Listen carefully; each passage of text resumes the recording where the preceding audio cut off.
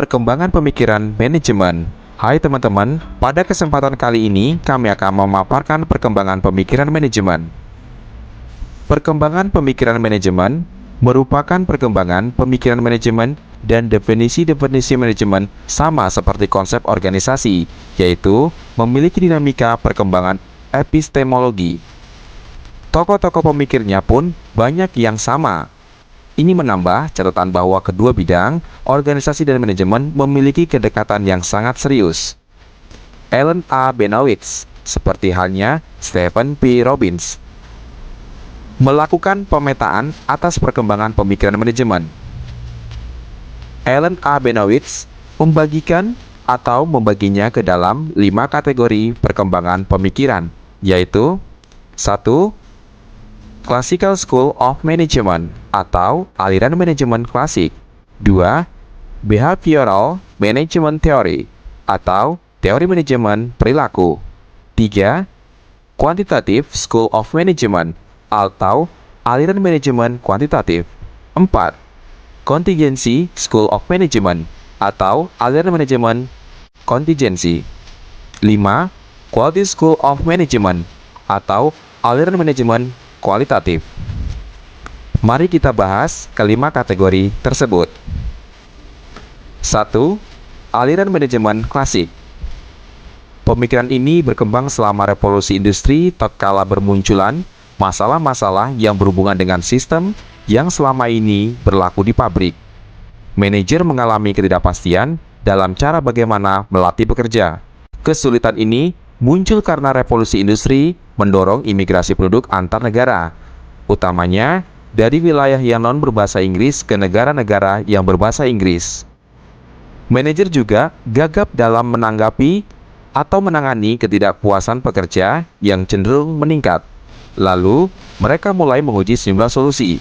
Hasilnya, teori manajemen klasik terbentuk sebagai upaya menemukan cara terbaik untuk manajemen dan mengerjakan pekerjaan. Aliran manajemen klasik atau Classical School of Management terdiri atas 2 cabang. 1. Aliran saintifik klasik dan 2. Aliran administrasi klasik. Kita bahas satu persatu. 1. Aliran saintifik klasik atau Classical Scientific School. Aliran ini muncul akibat adanya kebutuhan untuk meningkatkan produktivitas dan efisiensi. Penekanannya pada bagaimana menemukan cara terbaik untuk menyelesaikan pekerjaan yang dilakukan dengan cara menguji bagaimana sesungguhnya proses kerja dilakukan serta keahlian apa yang dibutuhkan oleh pekerja dalam proses kerja tersebut. Aliran ini banyak berhutang pada sejumlah pemikir dominan seperti Frederick Taylor, Henry James, serta Frank dan Lillian Gilbert. 2. Aliran administrasi klasik atau Classical Administrative School. Tatkala aliran saintifik klasik fokus pada produktivitas individual atau pekerja, aliran administrasi klasik berkonsentrasi pada organisasi secara keseluruhan. Penekanannya lebih pada bagaimana menciptakan prinsip-prinsip manajerial ketimbang cara-cara kerja yang baru. Kontributor pemikiran ini adalah Mary Parker Follett dan Chester Irving Barnard.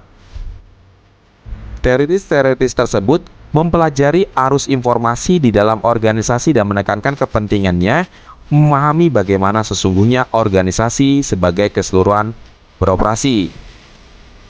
Kita masuk teori yang kedua, yaitu teori manajemen perilaku atau Behavioral Management Theory. Penekanan pemikiran manajemen pasca aliran klasik ada di seputar interaksi dan motivasi individu di dalam organisasi. Prinsip-prinsip manajemen selama periode klasik kurang mampu menyesuaikan diri dengan aneka situasi berbeda yang berkembang di sekeliling organisasi. Aliran tersebut juga dianggap kurang mampu menjelaskan munculnya perilaku pekerja yang seragam atau perilaku pekerja yang beragam dalam menjalankan pekerjaan. Singkatnya, aliran klasik dianggap telah mengabaikan motivasi dan perilaku tumbuh di dalam diri pekerja. Hasilnya, muncul aliran perilaku ataupun behavioral. Teori manajemen behavioral kerap disebut gerakan hubungan manusia akibat ia yang menekankan pentingnya dimensi manusia dalam bekerja. Teoritis behavioral yakin bahwa pemahaman yang lebih baik atas perilaku manusia saat ini mereka bekerja, seperti motivasi, konflik, harapan, dan dinamika kelompok, akan meningkatkan produktivitas organisasi. Yang ketiga, aliran manajemen kuantitatif.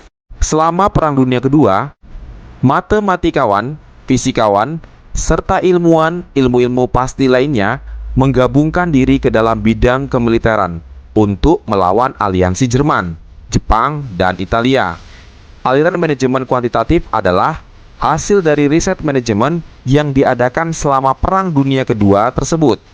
Pendekatan kuantitatif atas manajemen melibatkan penggunaan teknik-teknik kuantitatif, matematika seperti statistik, model informasi, dan simulasi komputer untuk memprediksi proses pembuatan keputusan.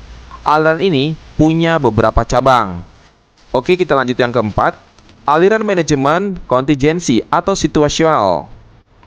Aliran manajemen kontingensi dapat dirangkum sebagai pendekatan semua tergantung pada tesisnya, suatu tindakan manajemen yang akan diharapkan atau yang akan diterapkan, serta pendekatan yang digunakan dalam tindakan tersebut sepenuhnya bergantung pada situasi. Sebab itu, manajemen kontingensi juga disebut sebagai aliran manajemen situasional. Aliran ini muncul sebagai hasil riset tahun 1960-an dan 1970-an, dan sekaligus merupakan reaksi penolakan atas aliran saintifik. Riset-riset tersebut fokus pada faktor-faktor situasional yang mempengaruhi struktur dan gaya kepemimpinan organisasi di aneka situasi yang berbeda. Bagi aliran kontingensi, perubahan lingkungan, ketidakmenentuan zaman, perubahan teknologi kerja, dan peningkatan atau penurunan ukuran perusahaan merupakan faktor-faktor lingkungan yang mempengaruhi efektivitas manajerial di aneka bentuk organisasi. Menurut aliran ini, kondisi-kondisi yang merupakan asumsi dasar aliran saintifik seperti lingkungan yang stabil, sentralisasi, standarisasi, dan spesialisasi guna mencapai efisiensi dan konsistensi telah usai. Era stabilitas, kepastian, prediktabilitas yang memungkinkan diterapkannya kebijakan, aturan, dan prosedur-prosedur tetap seperti diasumsikan oleh aliran saintifik kini sudah tidak ada lagi. Aliran kontingensi mengasumsikan lingkungan yang mengelilingi kehidupan organisasi penuh dengan ketidakpastian. Yang kelima adalah aliran manajemen kualitas atau Quality School of Management. Aliran manajemen kualitas adalah konsep menyeluruh seputar leading dan operating suatu organisasi. Ia dimaksudkan dengan meningkatkan performa kerja organisasi secara terus-menerus dengan fokus pada customer secara sensitif terhadap kepentingan para stakeholder. Dengan kata lain, manajemen kualitas fokus pada bagaimana cara mengorganisasi secara total untuk menciptakan pelayanan terbaik pada pelanggan. Perbedaan manajemen kualitas dengan aliran-aliran sebelumnya terdapat dalam masalah sikap manajemen terhadap produk dan pekerja. Aliran sebelumnya fokus pada volume, produksi, dan biaya produksi. Kualitas dikendalikan menggunakan metode pindai atau pemeriksaan hasil produksi. Masalahnya diselesaikan hanya oleh pihak manajemen, dan peran manajemen didefinisikan hanya sebagai planning atau perencanaan, menentukan pekerjaan, dan pengendalian produksi. Manajemen kualitas berbeda. Ya, fokus pada pelanggan dan bagaimana memenuhi kebutuhan mereka. Manajemen kualitas diarahkan lewat serangkaian tindakan pencegahan, misalnya memastikan kualitas terjamin atau kualitas terjadi dalam tiap-tiap terhadap pekerjaan. Jika muncul masalah, maka ia diselesaikan oleh suatu tim. Setiap orang harus bertanggung jawab atas kualitas produk. Peran manajemen adalah mendelegasikan, melatih, memfasilitasi, dan membimbing pekerja. Prinsip utama manajemen kualitas adalah: yang pertama, kualitas, kerja tim, dan manajemen yang proaktif demi proses peningkatan kinerja yang menjamin kepuasan pelanggan. Sekian pemaparan dari kami, semoga bermanfaat serta menambah pengetahuan teman-teman khususnya perkembangan pemikiran manajemen. Terima kasih dan selamat belajar.